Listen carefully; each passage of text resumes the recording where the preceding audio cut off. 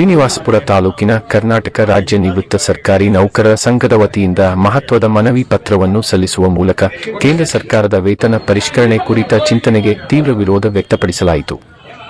ಸಂಘದ ಪದಾಧಿಕಾರಿಗಳು ಹಾಗೂ ಸದಸ್ಯರು ಸೇರಿಕೊಂಡು ತಾಲೂಕು ತಹಶೀಲ್ದಾರ್ ಮತ್ತು ದಂಡಾಧಿಕಾರಿಗಳ ಮುಖೇನ ಜಿಲ್ಲಾಧಿಕಾರಿಗಳಿಗೆ ಮೆಮೊರಾಂಡಂ ಸಲ್ಲಿಸಿದರು. ಈ ಮನವಿ ಪತ್ರವನ್ನು ಪ್ರಧಾನಮಂತ್ರಿಗಳ ಗಮನಕ್ಕೂ ತಲುಪಿಸುವಂತೆ ಆಗ್ರಹಿಸಲಾಯಿತು.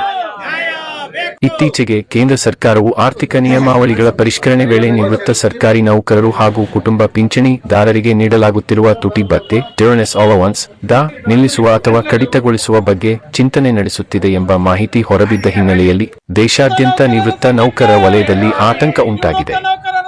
ಇದೇ ಹಿನ್ನೆಲೆಯಲ್ಲಿ ಶ್ರೀನಿವಾಸಪುರ ತಾಲೂಕಿನ ನಿವೃತ್ತ ಸರ್ಕಾರಿ ನೌಕರರು ಕೂಡ ತಮ್ಮ ಅಸಮಾಧಾನವನ್ನು ವ್ಯಕ್ತಪಡಿಸಿದರು.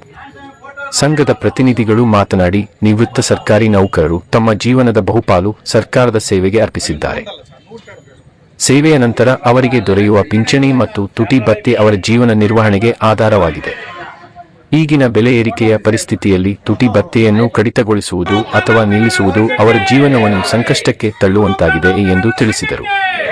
ಮೆಮೊರಾಂಡಂನಲ್ಲಿ ಕೇಂದ್ರ ಸರ್ಕಾರಕ್ಕೆ ಮನವಿ ಮಾಡಲಾಗಿದ್ದು, ವೇತನ ಪರಿಷ್ಕರಣೆ ಸಂಬಂಧಿತ ಯಾವುದೇ ನಿರ್ಧಾರ ಕೈಗೊಳ್ಳುವಾಗ ನಿವೃತ್ತ ನೌಕರರ ಹಿತಾಸಕ್ತಿಯನ್ನು ಗಮನದಲ್ಲಿಟ್ಟುಕೊಳ್ಳಬೇಕು ಎಂದು ಆಗ್ರಹಿಸಲಾಗಿದೆ.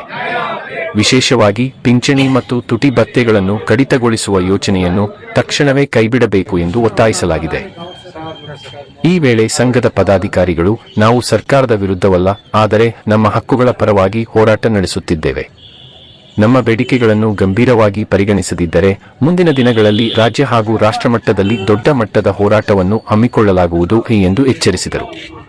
ಶ್ರೀನಿವಾಸಪುರ ಶಾಖೆಯ ಅಧ್ಯಕ್ಷರು ಮಾತನಾಡಿ, ಕೇಂದ್ರ ಸರ್ಕಾರವು ಆರ್ಥಿಕ ನಿಯಂತ್ರಣಕ್ಕಾಗಿ ಇಂತಹ ಕ್ರಮಗಳನ್ನು ಯೋಚಿಸುತ್ತಿದ್ದರೂ ನಿವೃತ್ತ ನೌಕರರ ಮೇಲೆ ಅದರ ಪರಿಣಾಮ ಗಂಭೀರವಾಗಿರುತ್ತದೆ ಎಂದು ಹೇಳಿದರು.